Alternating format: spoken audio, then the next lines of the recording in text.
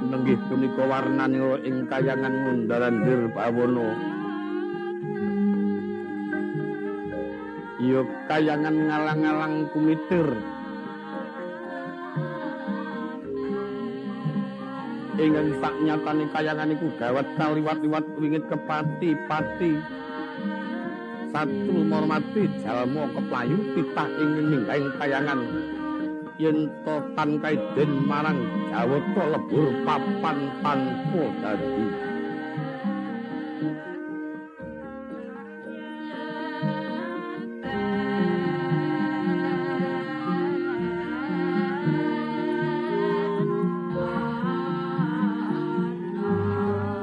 Anenggih ingkang lenggah wonten ing kayangan Mundarandir Bawana. Tetungguling para Jawata ingkang kepareng wewisik Sang Hyang Pada. Ya Sang Hyang Wenang.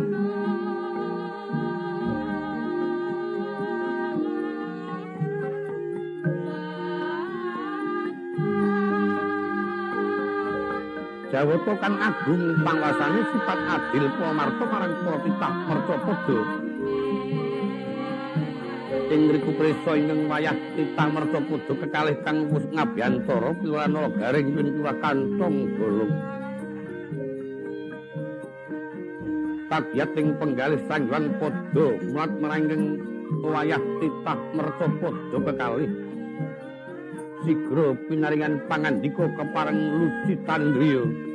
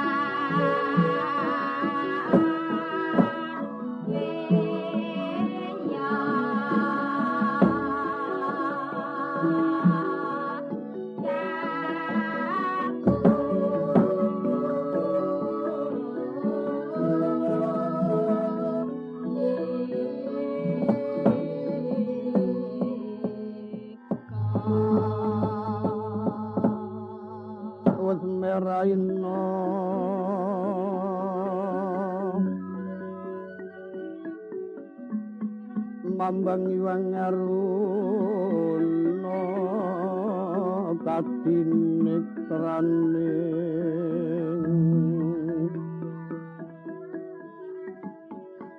agara posajaning kukila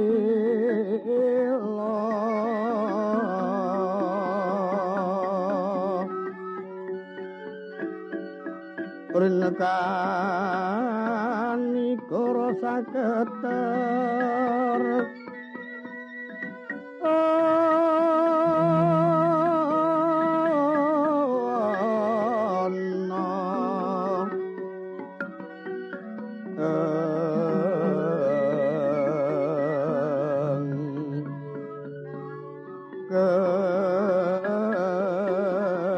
kidunganing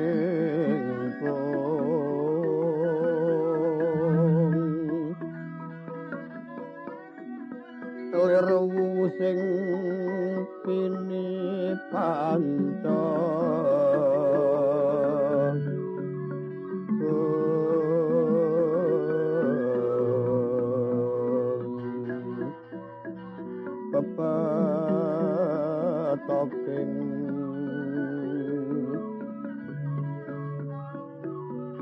pepetoking ayam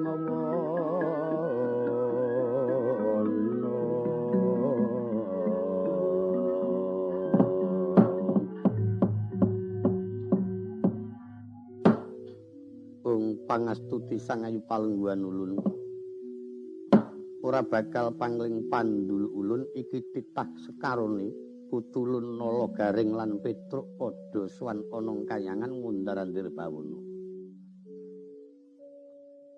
sakwise prayoga pisuan kita padha basuki nala garing utawa petruk kantong bolong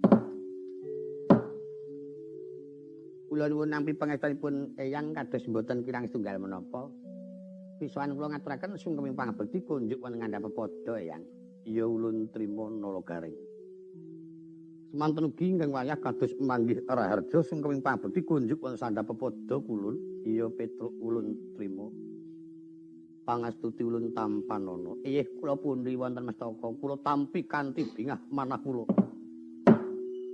menika istanipun nembe menika sowan wonten ngersanipun eyang panjenengan menika ingkang kepareng wisik sinten kulun ulun Bathara Padawenang. Oh inggih. Mriki menika kayangan pundi? Kayangan Ngundarandir Bawana ya ngalang-alang kumitir. Boten wonten wandi mriki. Lho sing takoke ya sing ora-ora.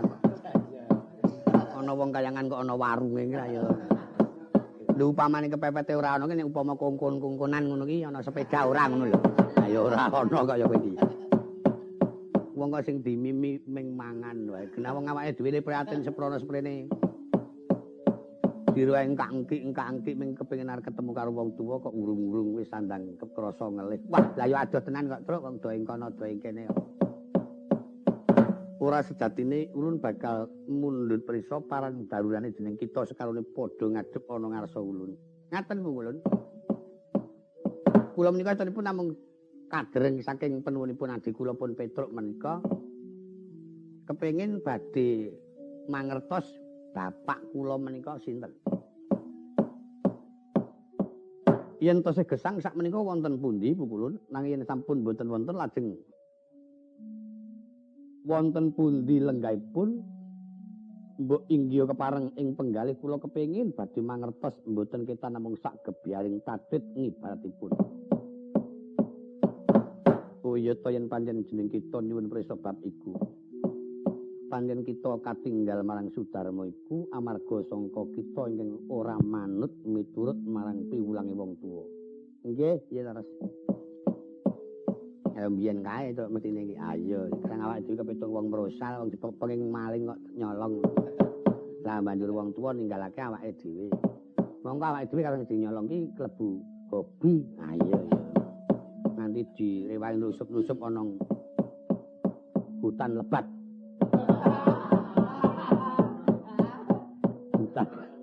Nek hutan ki ora lebat, reng hutan ki rimbang, kok hutan lebat ki deres sing ngawur wae.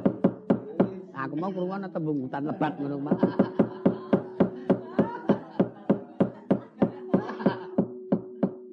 Tak enakmu dhewe, yuk upamane rambutmu rungkut, wah rambute garen lebat ngono. Ayo kleru. Nek karo mangsa kowe bener kok ewadene cara kowe kleru ngono wong kabeh wong duweni pendirian dhewe-dhewe. Wong ngono kok nggo egreng. Yen jeneng kita bakal uning marang Sudarma kita kang saknyatane ing wektu iku wis ana alam paswargan. Oh nggih. Upamine kula menika nusul wonten mriku mboten saged. Awit jeneng kita isih nggawa badan wadak ora bakal bisa ketemu ngupaya marang papan paswargane watu kita. Kathahipun mboten beto badan wadak mengkono. Tegese badan wadak menika kalebet sarung, celana, udu. Jeneng kita ninggalake raga, suwan kita ngadhep wong atuwa kita kudune mung sukma jati. Pecah. Iya, ora tonjok kok sampeyan. Kamu barang lir niku bisa nggathukake pikiran niku krana saking urip. Mula-mula rentange kedarang-darang tiyang kali ketemu wong tuwa niku dalang terus duwe pikiran lan kepengin bisa ngerti marang wong tuwa. Tegesipun kula pinaringan urip ngaten. Nek barang mati niku wis ora ana fungsine.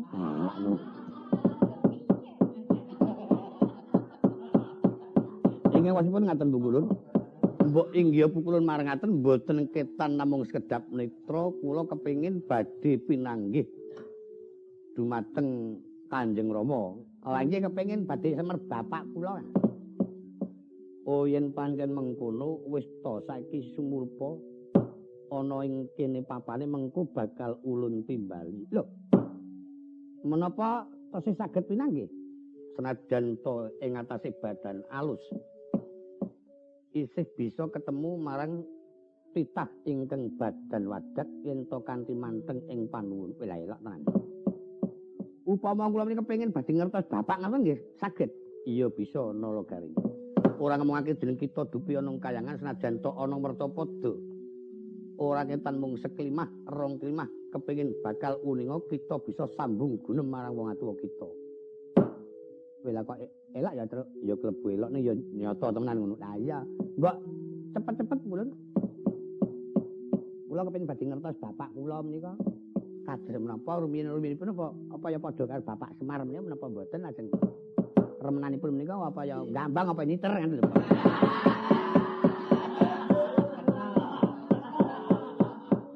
Nek bapak sing dhisik nek karo gambang wangane ora seneng lan. Marta coba tunggu sak petara mengko tak timbalane. Oh iya sing jan ngono.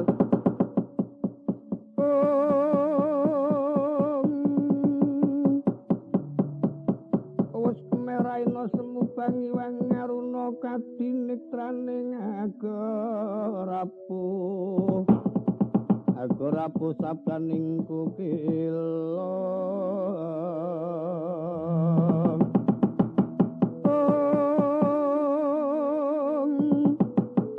Kanigara saketer kekidunganing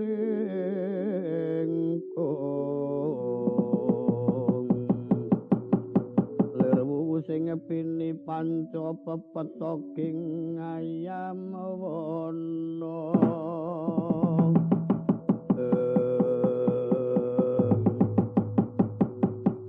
rikala semana marmane sangwang padha ingkang animbali ora watawis dangu ana kumelap lir gebyaring tatit sinaringan swara kang gumaludhuk ing akasa jenggereng katon yit manura swargi begawan drembama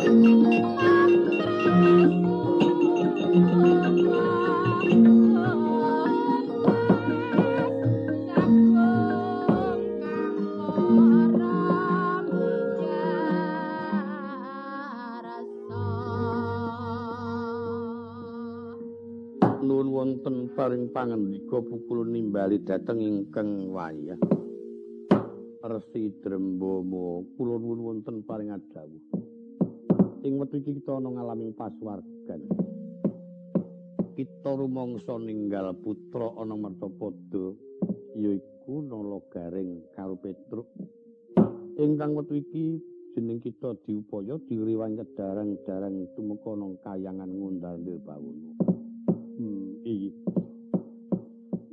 Lah ya Ki Sudarmamu Nalagaring. Oh, menika. Iya. Kula padosi Rama. Kula padosi Rama. Wah, bulane Rama menika tok remen mawi rok ngaten menika. Kae iki dudu rok rek. Jenenge kae ageman jubah, ageman pendhita ngono kok rok.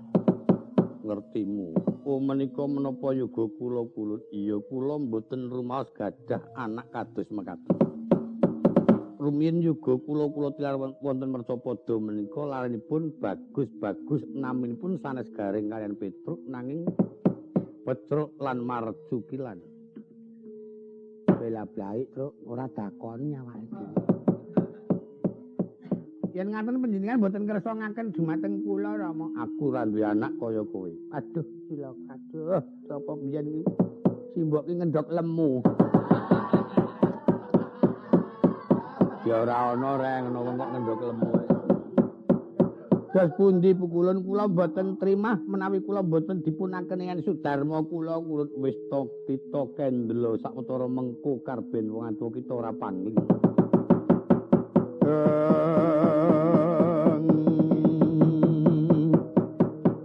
Dewan nuntuna prangkaton lir kasang sayan.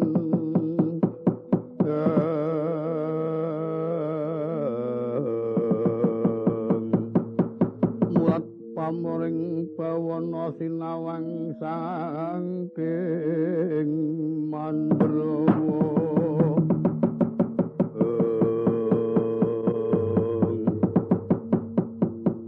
Sinarita rikala Sang Hyang Pada ngeningaken cipta.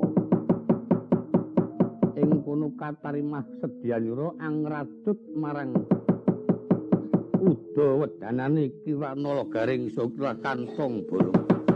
Mung elok ing kahanan ilang sangka ing pandulu. Jelek Raden Petruk lan Raden Marjukilan kang katon. Resi Drembama prisa ing putra kekalih enget rikala wonten Mercapada.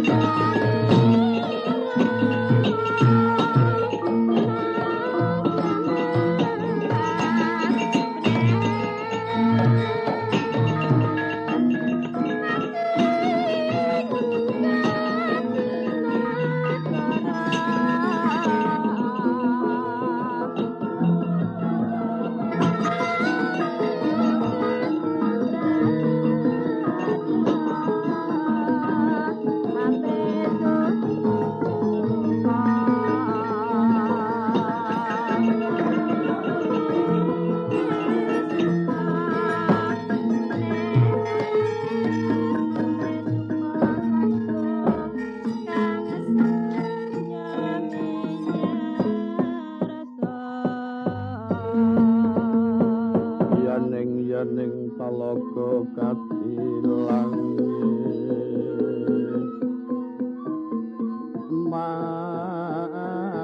mambang tepas ulan pamanika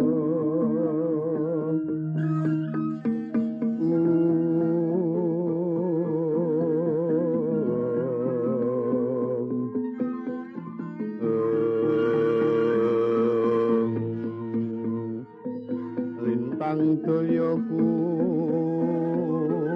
sumayana sumawur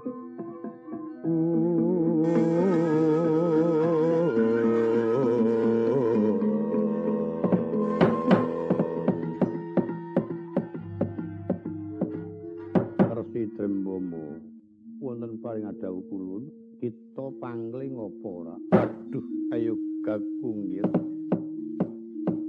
Petruk lan Marjukilan.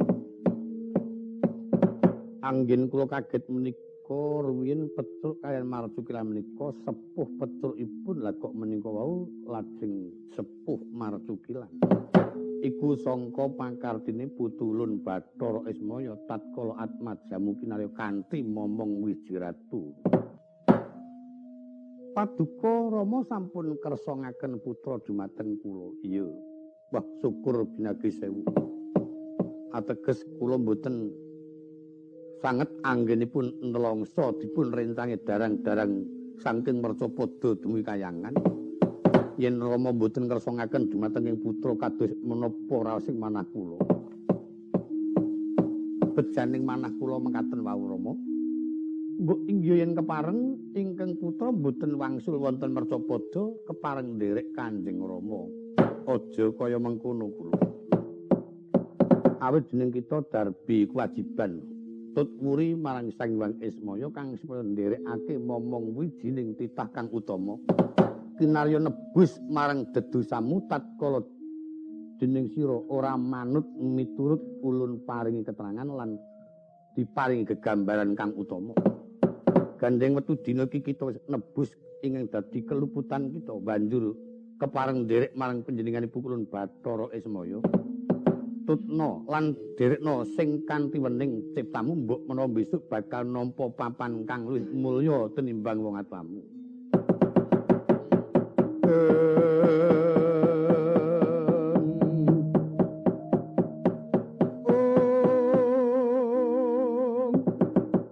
Nitra kang sarira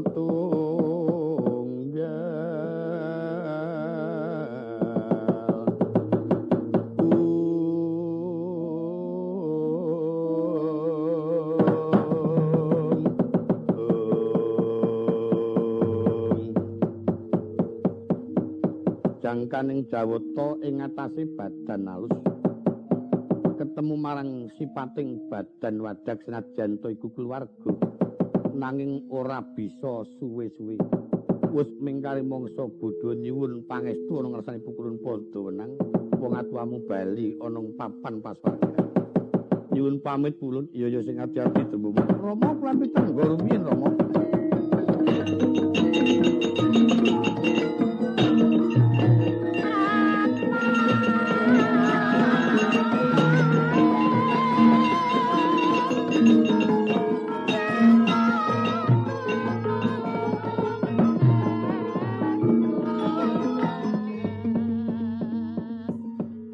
Kados pundi pukulun Rama kula aturi tenggo sawetawis kemawon sampun boten saged.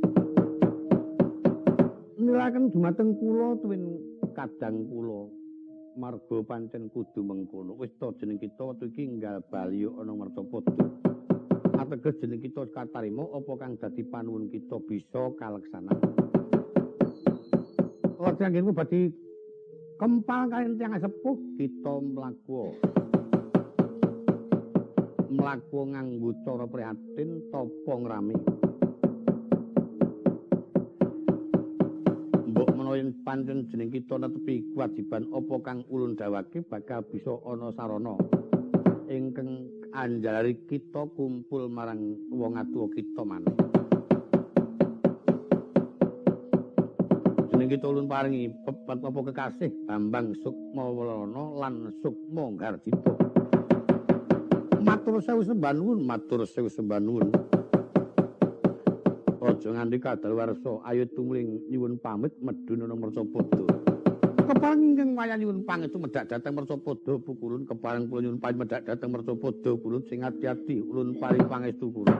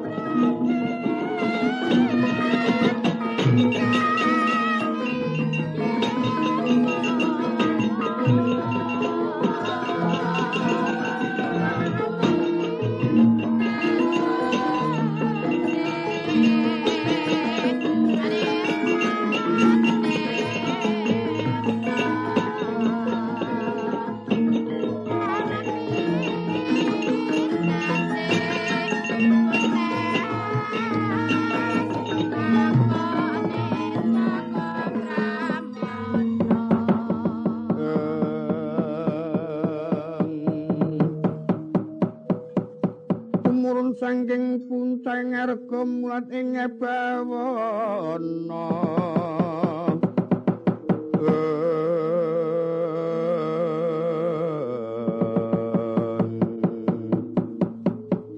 wis manuk menyet lenging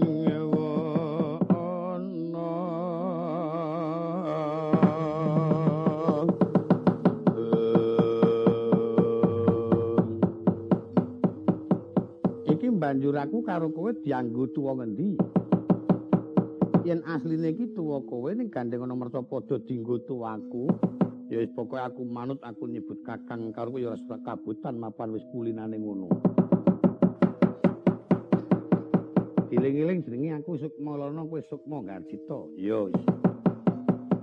Angger kalengan nggon jijit wis ora.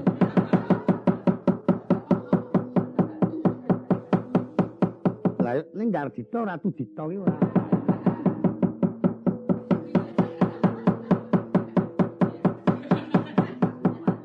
Ayo enggal padha tata-tata. Kowe karo aku padha mbacutake tapa ngrame. Iya, nang yen wis diantepi bebarengan ngene iki ora kena nyebal-nyebal kowe. Aku mengko nek ora nyebal tok omong-omong.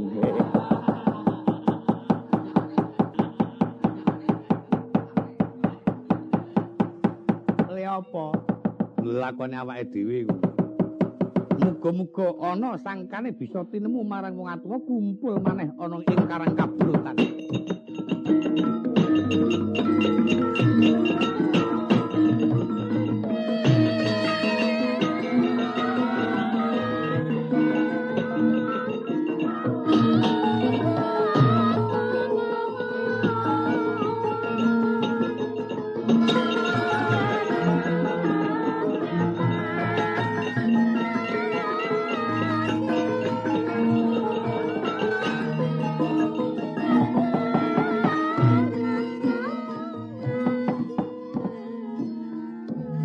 Nanggi genti kang winurasita pocapo kang kinarep sinambeting carita ing dilenggah wonten salebeting kraton Ngamarta Raden Gatotkaca tuwin Raden Antarja semrambahing para putra Sentana kerawan ingkang Wanata Ndrawati saknalika ketingal ndrawabak mukane tawang-tawang brata.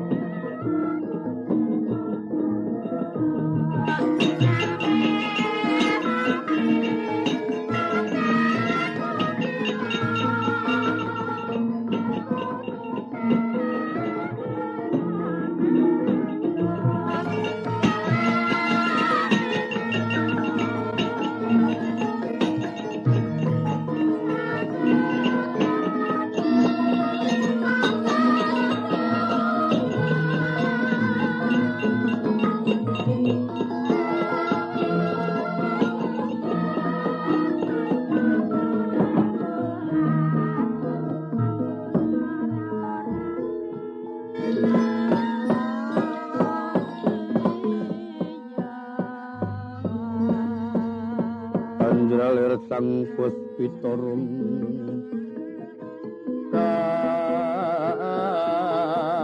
katiuping samirana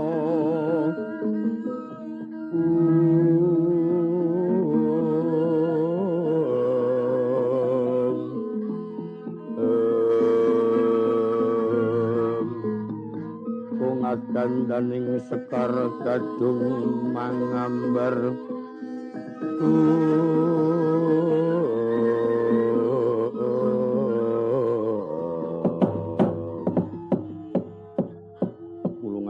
sembah pabektiwa kula ngaturaken sembah pabektiwa iya nggih Gatotkaca lan Antarja tak trima pangestuku tampanana kula tampi kanthi bingat nuli kula pundi wonten mestaka. Paman Sentaki ngendherek tindak dalem Kanjeng Prabu. Inggih ingkang bapa. Kula sumanggaken kawontenaning kraton Ngamarta, Prabu, yen to ngantos kelajeng-lajeng pepunden kula, Prabu Ngamarta mboten kundur. Langkung prayogi kula sakadang mugi pinaringana mergining sirna margalayu, Prabu. Pejah kula sakadang kula sumanggaken wonten ngersa dalem Kanjeng Prabu. Iwang Sukmana kang linuh. Ya coba ya, Ger. Kabeh manungsa iku diwenangake nyuwun marang Jawata kang linuh. Kepareng lan orane miturut saka kabejane kang padha darbi panuwun. Mekaten. Tak titi priksane ana kaca paesan parandawing Jawata kang linuh. Kaluhuran ingkang putra ndherekaken manah.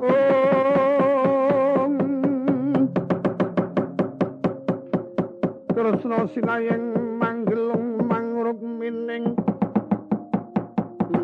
mining Cakra Baskara kang mijil sangking asta.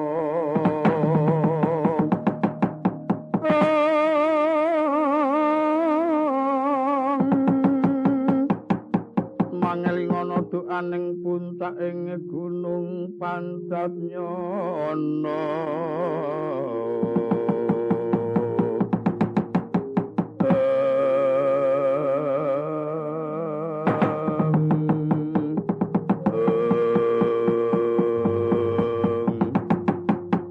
Gatotkaca lan Antarja kula-kula.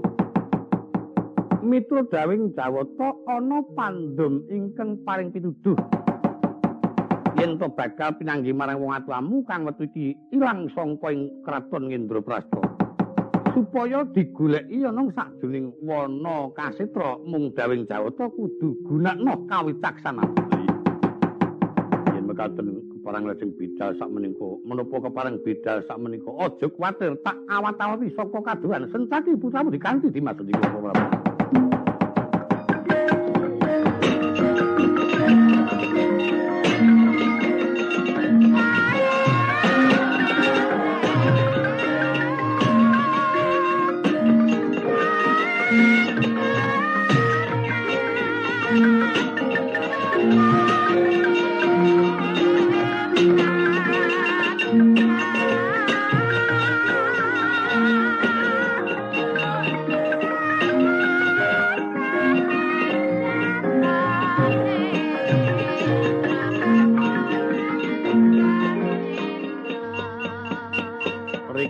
Raden Gatotkaca bidhal saking negari Ngamarta.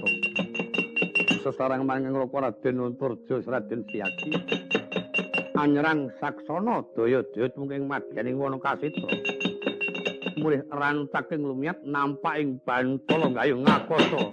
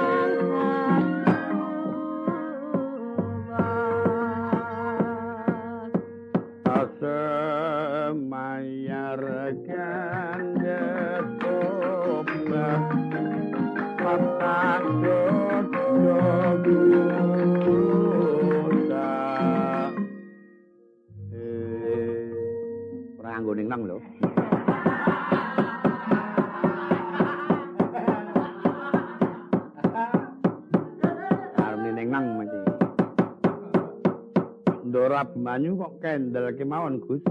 Iya, Petruk. Anggonku banjur kendel wae jalaran kaya ana Prabowo kang ora kepenak. Ana tengah ngalas lan ing ngarep iki kok kaya ana watu kang amujud gajah. Tak sawang Nyolowati. Lah pundi, Ndara? Ana ngarepan iki Nalagaring. Ora omong-omong kowe, Gong. Sing bejo ki wingi ki aku, Truk. Agak linggo srek bubar aku. Jan bejo temenan mongko bagane padha karo sing kangelan-kangelan. Ya ora ya mesti tak longi kowe kok ya. Yo bagus. Jane awen kok obat brengos kowe.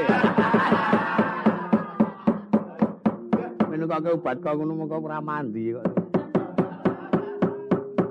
Yen kaya makle sing rega 500 to. Wis. Saru gawe wirang. Ora wae nek 500 kok. Kuwi regane mung atusan 5. Padha wae. Lah ndek puna kok karo tangting-tangting kok isa-isane karo merem lho kuwi. Karang mambengi sibuk ya aku. Sibuk apa ngene turu ning warung kok sibuk. Rikala Raden Angkawijaya wonten Madyaniwana. Presa reca kang wujud gajah. Kapireng sambatipun ingkang wanata ngamarta sakadang satemah. Nratap ing penggalih dada pindha kelagar agni panasing penggalih Raden Abimanyu.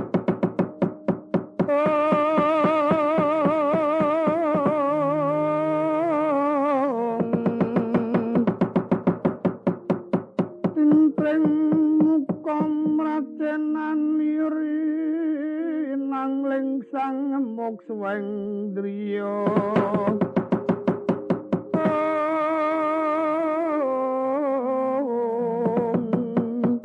raga nglelonggone tiba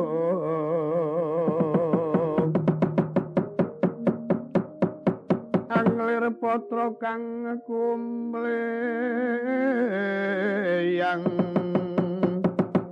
tiuping mandra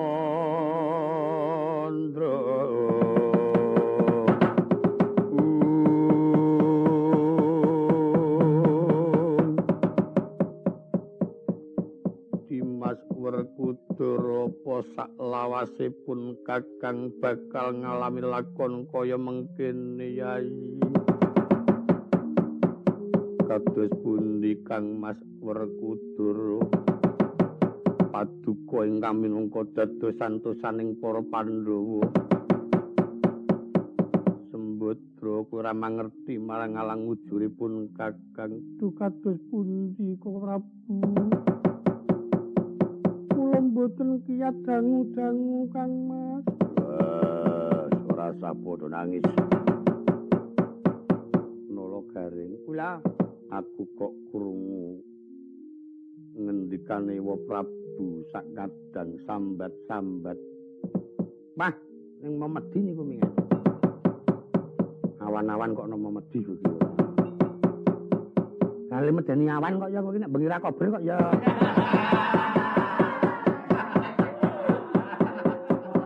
Ana Memedi kok. Memedi kok ndek gawean liya kira.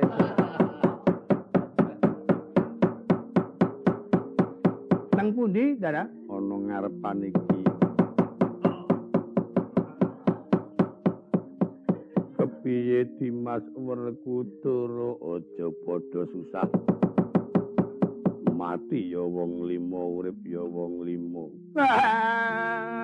Piye Drung cocok. Lho. Cocok kok malah nangis ya? Nek cocok ya kudune ya senenge ra ilok-ilok margane cocok karo atine ngono kok. Cocok kok malah nangis iki jenenge ora cocok kowe kuwi. Cocok nek ana sambat-sambat ngono lho, Gong.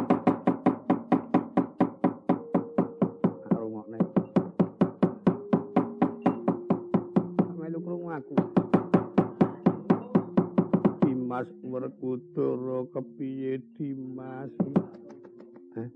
Puntadewa. Koko Prabu kados pundi Koko Prabu? Heeh. Kang Mas kados pundi Kang Mas kados pundi? Aja padha nangis. Ndoro Pulas Dewa ana.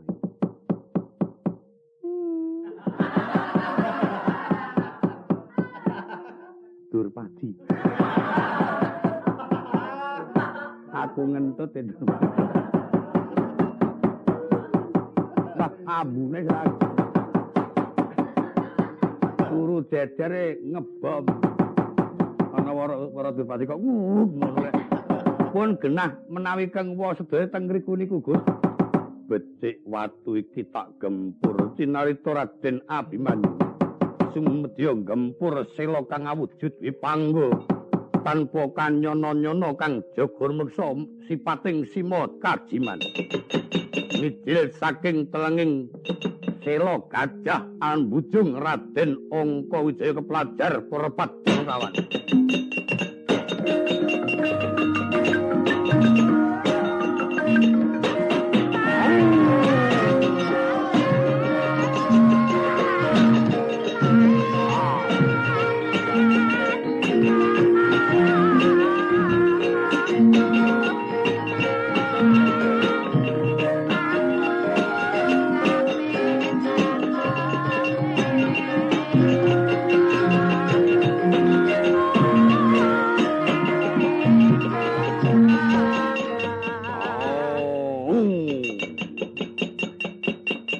Matan gedine sadaran tedi ya dasar nyoto aku kang wasani watu gajah sapa jenengmu aku Kiai Kala Bulkiya ora kena kowe nyerak mrenyak tadah para mangsa ora ya tak gempur ora gempur Angka Wijaya ana paran ora tindak tubruk lakon doak-doak dadamu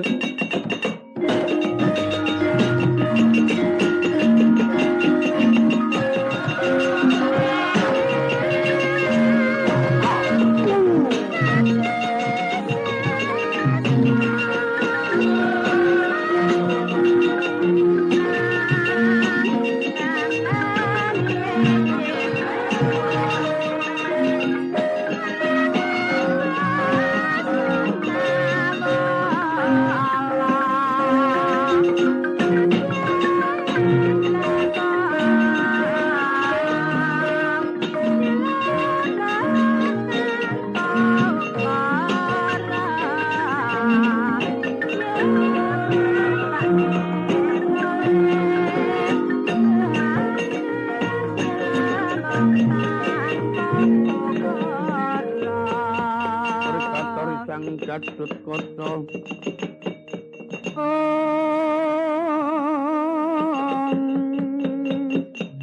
nampak sigro ngamban jumantara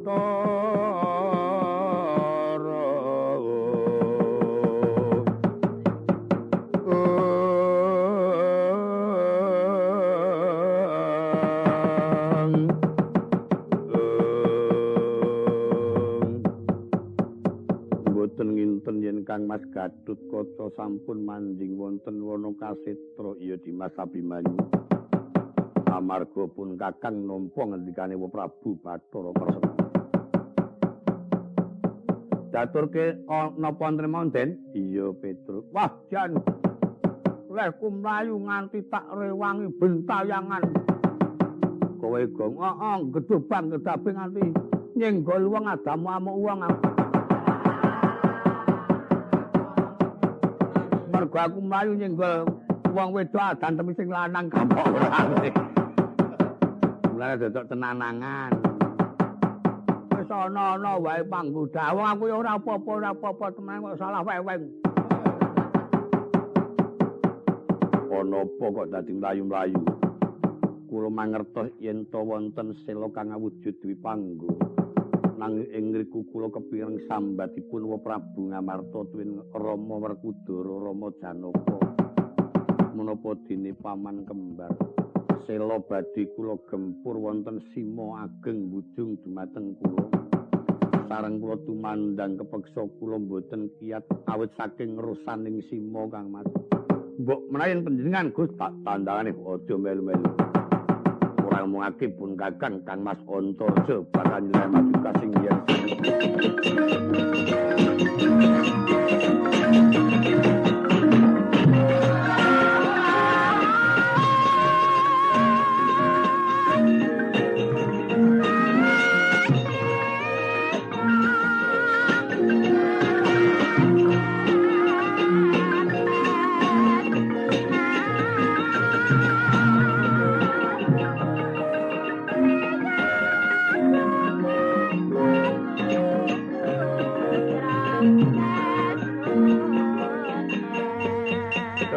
Gumulung mangrempak ing wadya makiri rero nanggana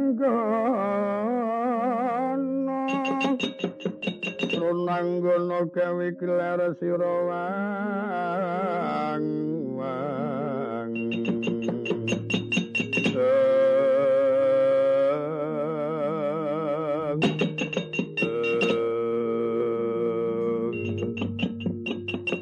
macan gedine sak jalan teci sapa aku kala Belgia ku sapa Gatotkaca.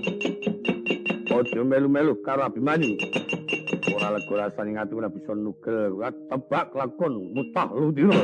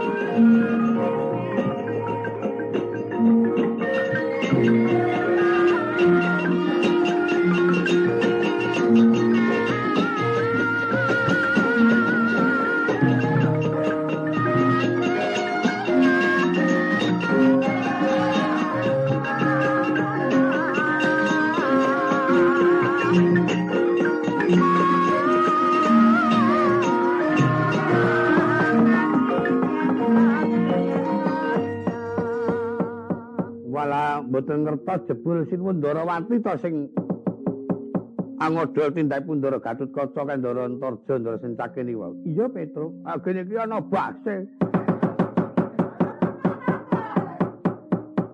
Bas apa? Angge sing ngebasi ngono aku. Kan do perang ora tanggung jawab. Sing perang ngono sing tanggung jawab kuwi sing abot dong ora. Sing perang sapa? Ndara Gatotkaca, Ndara Antarja. Sing jenenge perang kuwi musuhe padha dene perjuwe. Lah musuhe apa? Macan, kuwi ora perang. Gelut. Ya ora gelut. Pokoke kaya ngono kae lah Gusti ora. Niki Ndara Abimanyu teng wana pinanggih kayan sela nanging wujudipun kaya gajah. Tengriku mireng sambatipun ingkang rayi Nata Ngamarta, Ndara Werkudara, Ndara Janaka lan kembar. Sela badipun gempur kaliyan putra Abimanyu, macane metu. Metu getihe. Metu saking jelan watu niku kok metu kepiye sampean kok senengane kok ngayal. Lho saka ngalas apa saka njuran watu. Angge apa anane watu ya watu kok apa ngandhake alas apa kok. Wah, Kresna kok damuk Bagong. Wong iki wong cilik ning nek pancen bener ya tak. Tak antem-temenanan. Aku sing kok dene pancen lupa ya kudune tak si preso tak wani ya Tru. Ah iya kok. Nang iki nek omongan sak enakmu dhewe mongko ora tau bener. Karena dote grubu ya nang petarangan.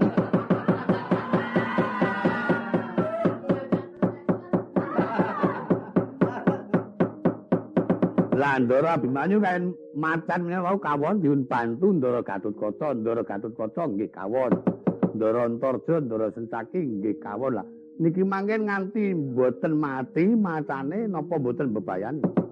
Antamane kudu mangan salah siji lho teng riku niku. Pun coba wis kudu mangan niku. Ajeng macan niku nek ngele ya nesu. Apa meneh menungso lah iya. Kancane mangan kabeh ora ya apa wis gelem. Kinten-kinten sing bagian nginjen. Oh, lah yen mengkono ki macan ora sembarangane macan. Nggih mbok menawi. Oh iya, Bagong karo Petruk wae sing melu karo aku. Ayo padha tata-tata nglebur aku njalak peningan jajah desa Milangkara. Nglebur aku apa to? Nglebur laku kuwi adol sarung. Amen apa? Nglebur aku njalak peningan pokoke mlaku mloyo bumi ngono wae ora kok. Men apa? Jare adol sarung. Ngetutno lakuku Petruk golek pintos lan monggo kula dhereke.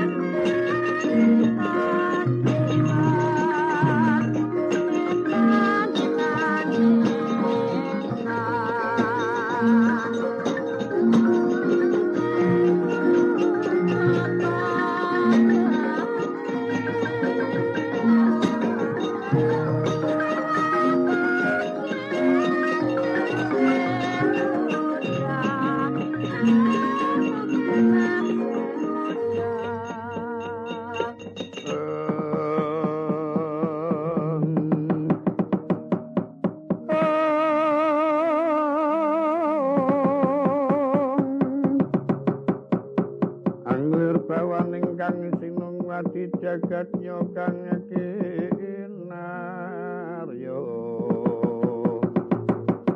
mlatinge sariranira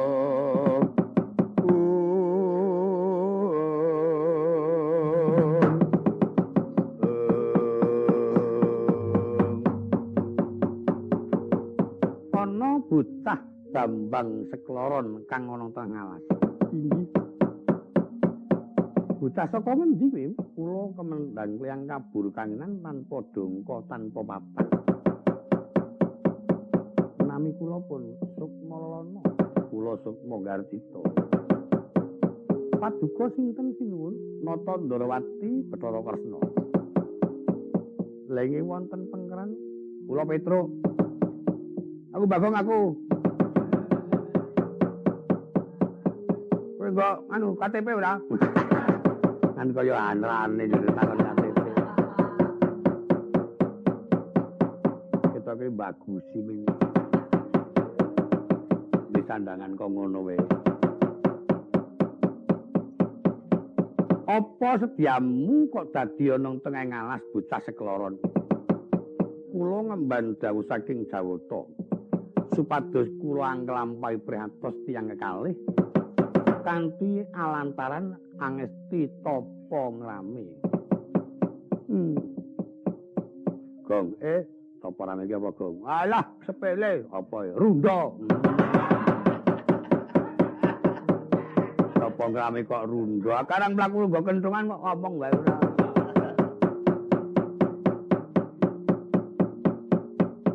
Wis mangerti mungguh werdining tapa ngrame sampun.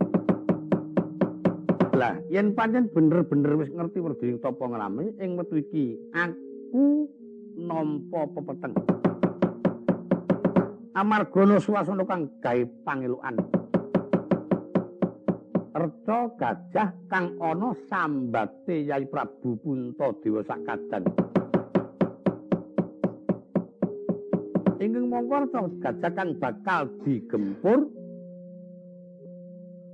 dicaketi para putra-putra ana pangwasaning Sima ingkang ngajiman.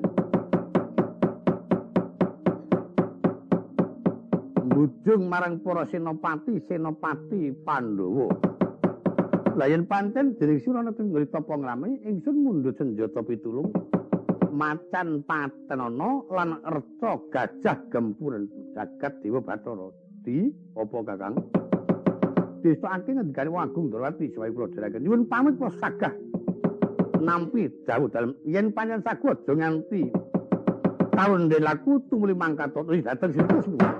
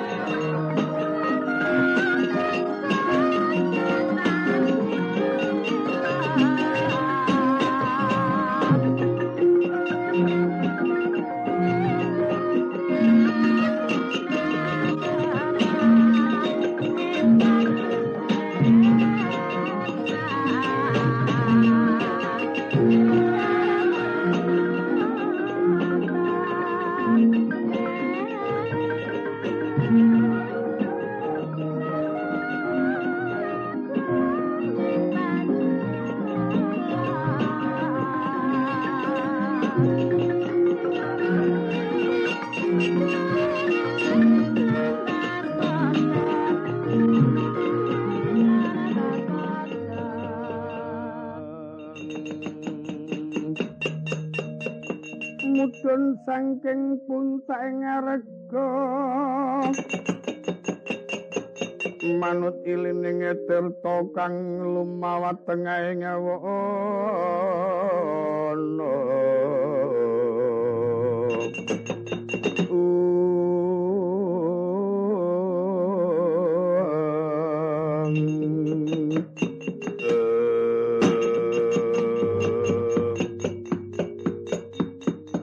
Sima ingkang gedhe sak jaran tedi ya aku kalebul ki wis apa Sukmalana takon ngareku Sukma Garjita aku ngemban dawuh marang Sinundurati kapintasraya supaya aku mateni karo kowe yen kepenggake becik yen to kepengin dawa umurmu aja mapan ana kene semingkira kono wadah kowe nundung pengaring-aring karo aku swarga ginawi ayu. Aku gelem lunga saka kene pancen iso mateni karo aku. Wis ora ana plenggake becik. Pateni wae aja kesuwen. Kalau ora tugel gua tebak lakon doa-doa dadamu.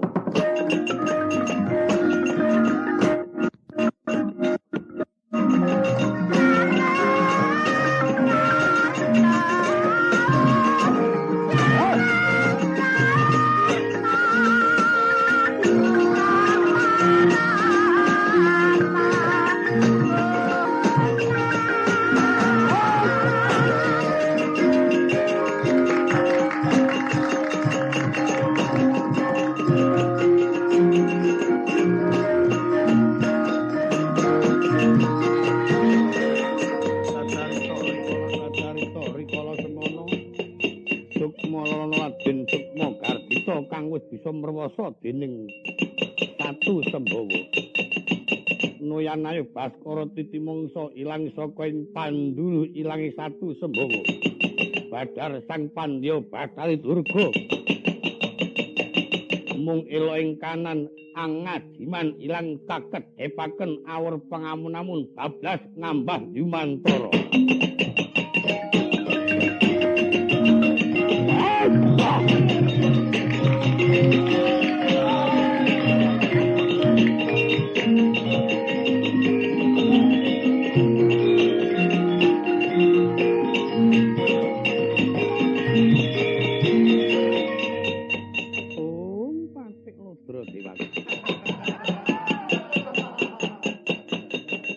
kedengangan lakoni ora ndene buta lur iki sapa lah kok dadi pinter temen ngerti marang ladining bathah itu. Lah upama nganti kedengangan gek kepiye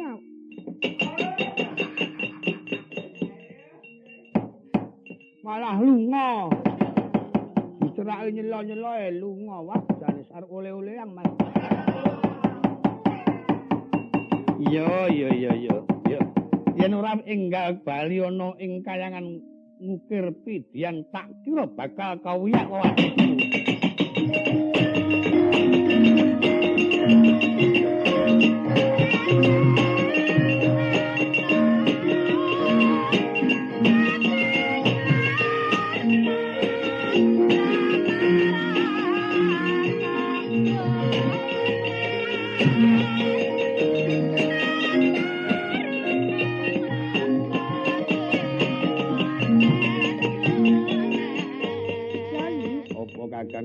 Iki wujuding watu gajah.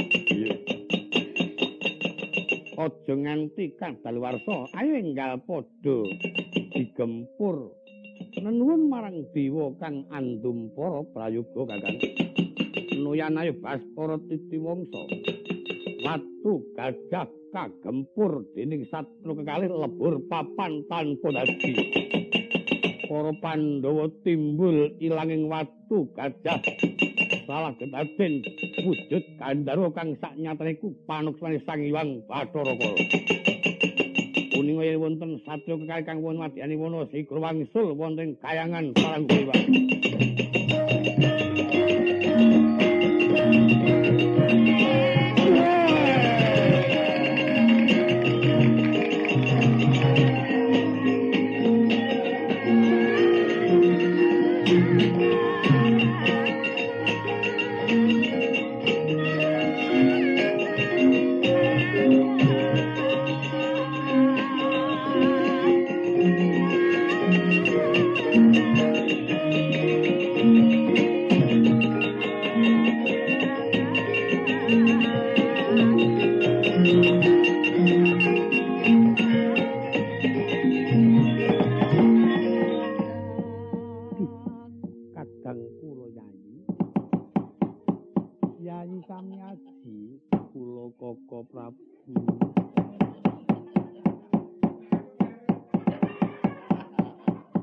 Dimas Werkudara Dimas Janaka lan kembar. Apa kresna kakangku kula Koko Prabu. Wis bisa mulat Mas Jati tepan mulya. Waduh, peda kondur kabeh. Syukur binage 1000. Melu bunga kula sinuwun. Iya, Bagong. Yayi kula. Sing ora kok kowe ayo. Tak sampun kempal kula suwun. Lajeng lenggah langkung prayogi Bagong. Nun, satloro mau do nang endi? Sami mriko wau ngoyak sing regem ngrebek coba ditututi. Mangke kula bolane.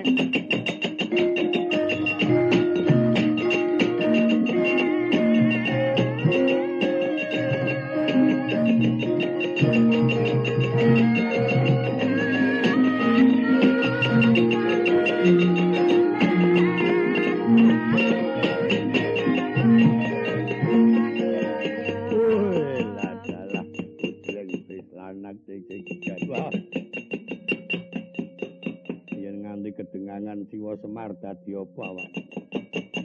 Yen mengkono becik aku bali ana paranggung yang nututi biyung durga. Wah, Pandhawa mengkarek mangan wae kok ana-ana wae lantrane gagal. Ganti tino titenono.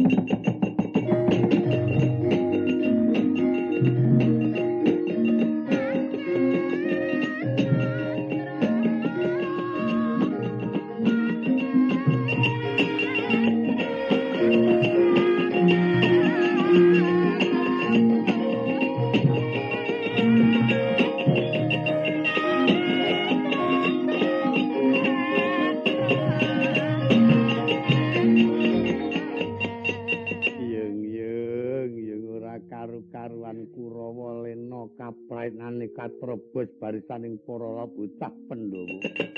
Bubar kabeh malah krungu pawarta yen reca gajah wis remuk. Pandhawa bisa uwal sangka ing satintakan lan aturake mbayani.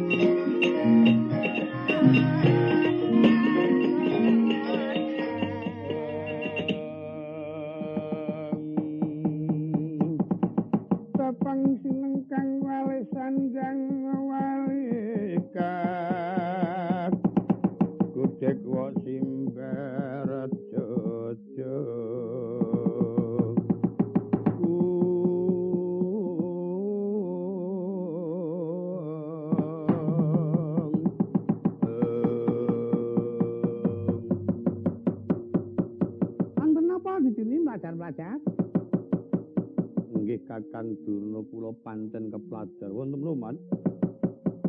Sedaya para anak-anak kula Kurawa ing rika semanten kadawan jagi.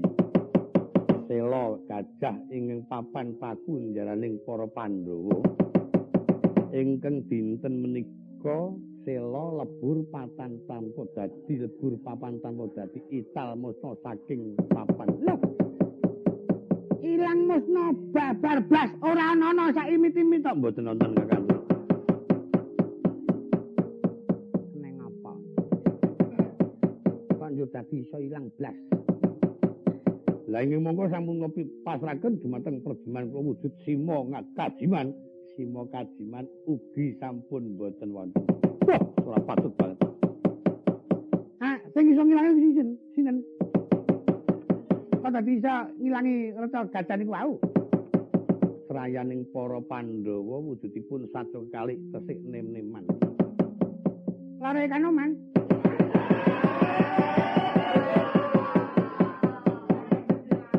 Nem-neman. Wah. Salah saya iso ana wae ngono. Terus pundi ya? Ora berani.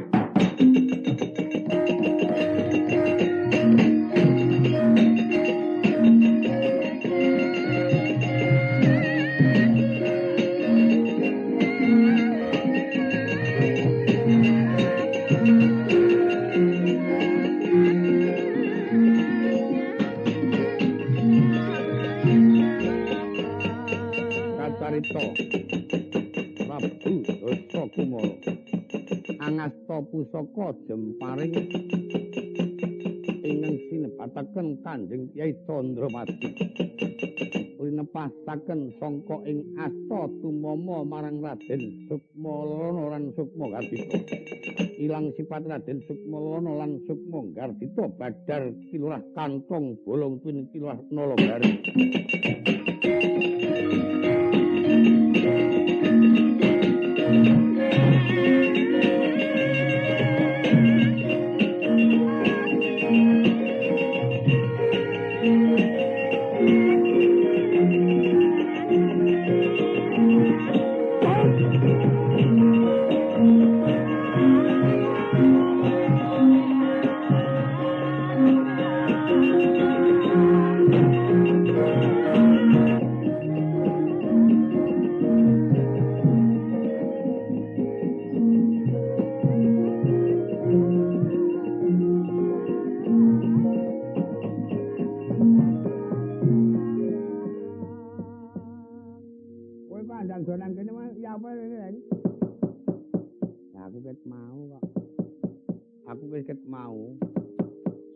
Watu gajah mau ya aku, sing iso ngilangi macan mau ya aku.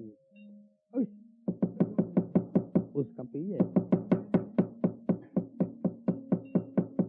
Wis tak kontrole.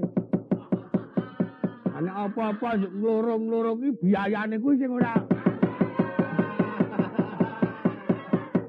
Gareng loro Petruk loro mongko aku mung siji. Siji wendoke ora ana.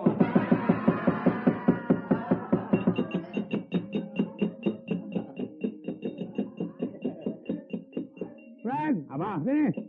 Ora pati nduga kepilih lakon kok ngene iki. Kok dadi Petruk loro, Gareng loro kok ngene. Wah, wis coba wis. Lho ki sapa tenanangan Malik Gareng kok ngene iki? Lho kok aneh temen iki. Gareng saka ngendi kowe? Kae sing ora urus dadi Petruk kae sapa kae? Kok ana Petruk nang kono saka ndi kok mau. Ah sembuh pokoke wis pokoke luwih aku ora ngerti apa-apa lho iki. Gandeng kanan ming sepan mongko kabeh nglurung-lurung kaya ngene ora tak dum pokoke. Ora cukup kok ya. Engko nek salur didum wong loro do ora trima. Baik awake dhewe ora iso ngilangi Gareng iki nyilakane lho. Aku ora iso materi ku ya ngisin-isinke. Sing materi aku apa kowe? Kok dantem kepiye kowe sing tak tempile kok. Aneh kan yo.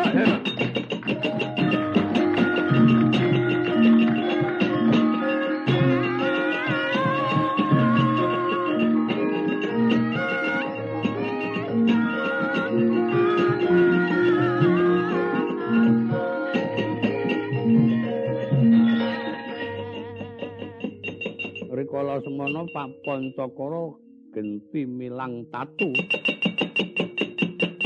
Wusanane itang saka ing Pandulu Kelurahan Gareng pin Kirah Kantong Bolong. Ingkang ndherekaken Raden Abimanyu saknyatane iku kanca setri Kirah Gareng lan simahipun Kirah Kantong Bolong.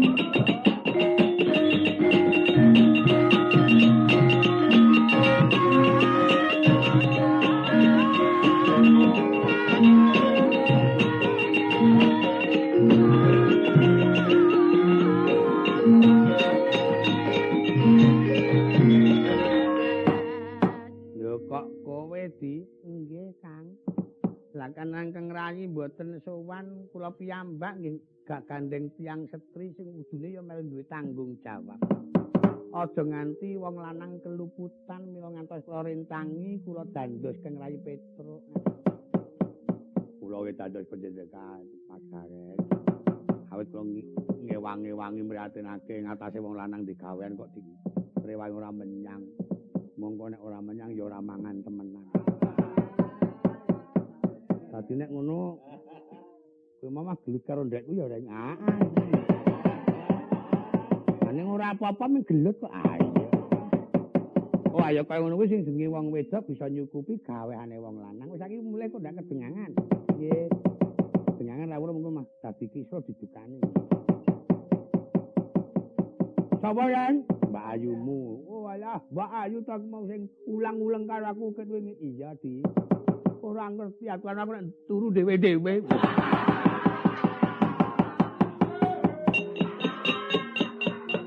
Yo tak terke yo. Aku tak bali dhewe. Nggih pun nggih Mas, yen pamit langsung dateng karo kaburan yo sing ati-ati.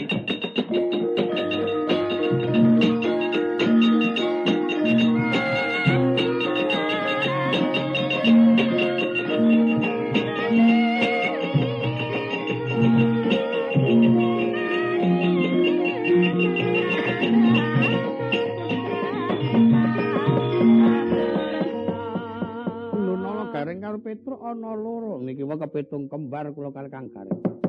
Ning mboten wonten awonipun jeneng gentos pedamelan kula menika wau kanca setri kula sinuwun. Dados nggambarke nek pancen wong wedok tresna tenan karo garwane kan. Iya. Bisa nyukupi pegawane wong lanang sing aja nganti keluputan karo negara. Apik tenemene bojomu. Ah getunku ra jamak. Ngaturaken kawuningan ingkang Pancakara kaliyan kula menika wau nyepeng pusaka ngantos kula saged kebadaran. Kula sumanggaken Gusti Nata Agung.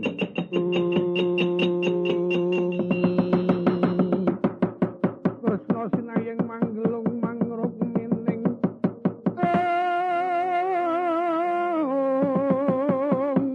Kumitir-mitil saking asta.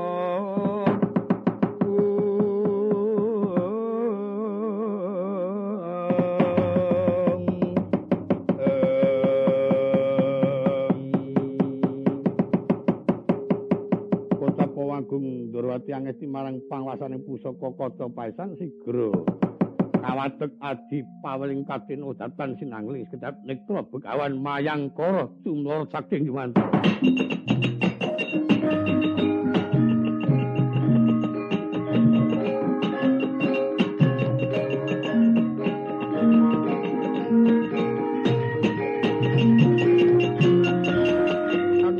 Pradanda seta cucak rawun kapimenda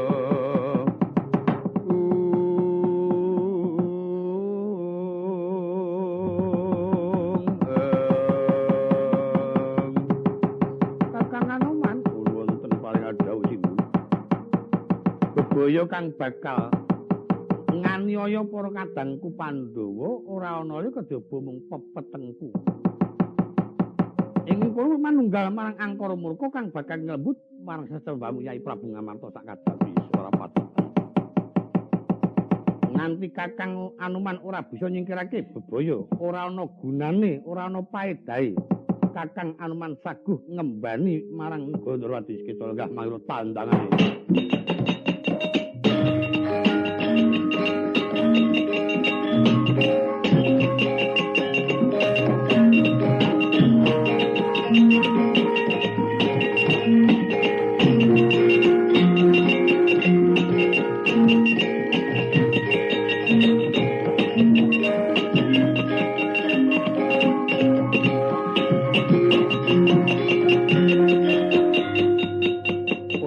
Begawan Anoman wis datan sinangling sigra matek aji maundri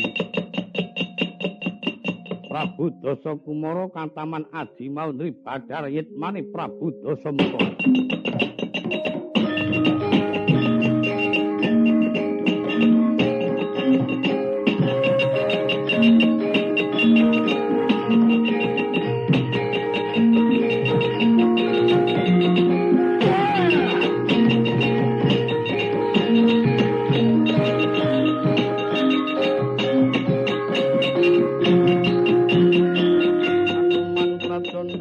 Cucak rawon kapimenda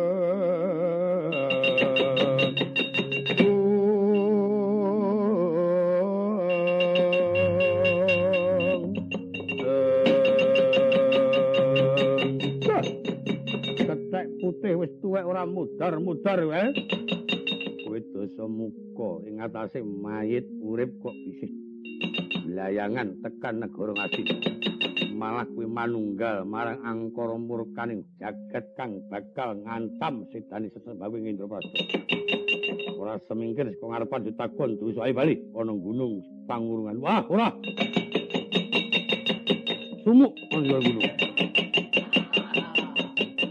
Aku nang dhuwur gunung ora betah ora tok nease.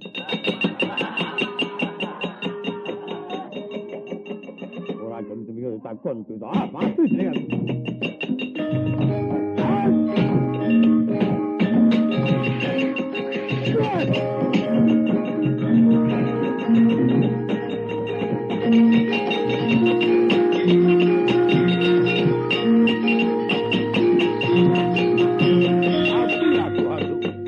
Aku aja tok oyak-oyak senggona kowe tobat. Ayo gelem bali apa ora gelem bali ngati. Ayo tak bali kowe.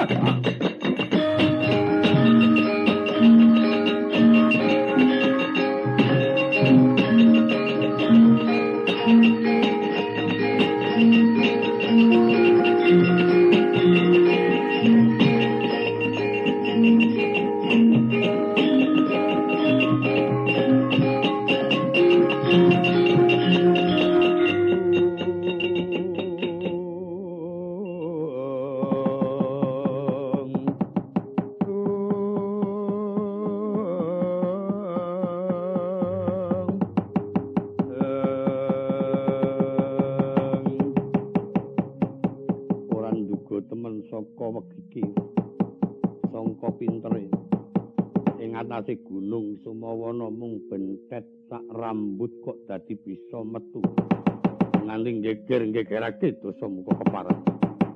Tak pantek wis sembodya bisa tak sembah dlamaamu.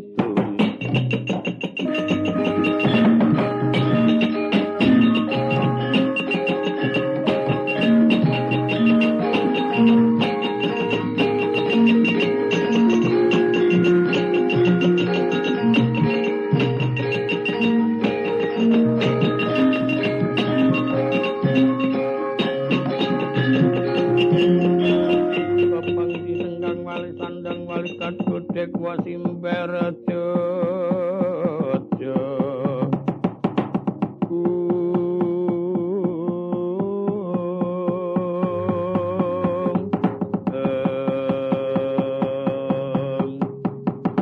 prajurit lho aja nganti klayatan nyekel kekaman barisan Ngamarta dobong-obonge.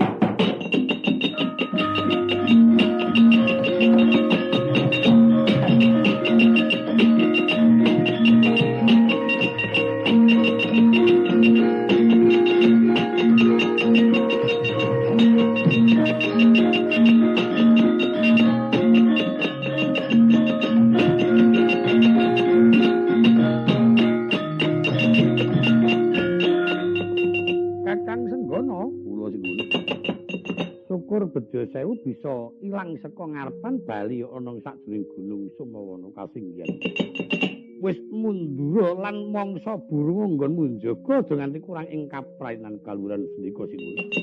Sena Kresna Kakang Kopo barisan iki undurna tak labrake.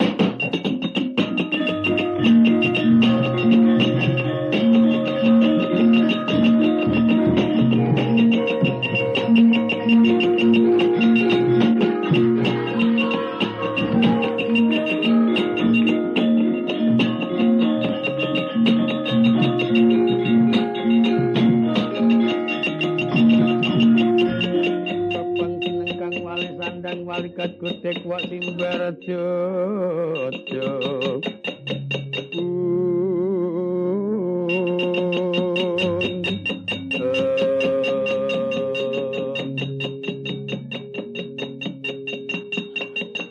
Satria gedhe dhuwur bewok sapa Werkudara kowe sapa Petakon karo aku Patih Mandorapati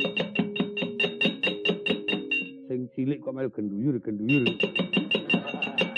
Aku Werkudara Blajaran. Melu mrene. Aku bilakno marang ilange Gusti kok untali sikil. Untalke mon sikile. Ben nemu.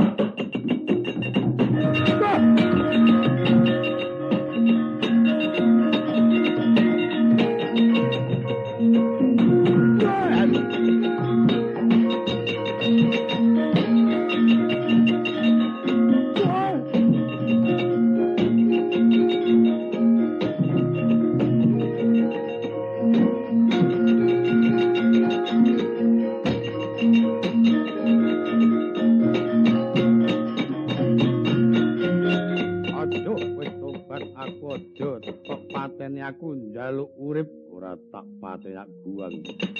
Tiba ngendi awakku tiba ndang kamu. Aduh, mati aku.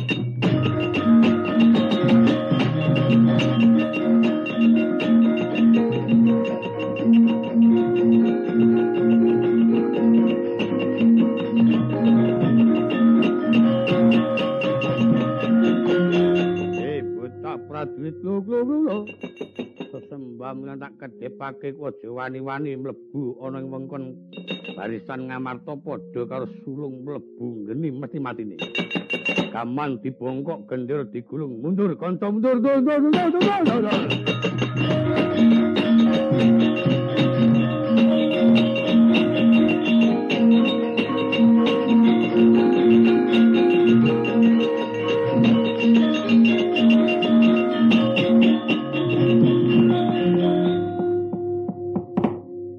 Kacau dituni. Nggih. Lajeng keparipun Kakang Durna Kurawa dijak bali. Baturke anak Prabu Jaka Pitana mangke ganti dina dipikir. Oh, Kakang Durna tesih saka. Mangke kula piyambak sing ngringka daya.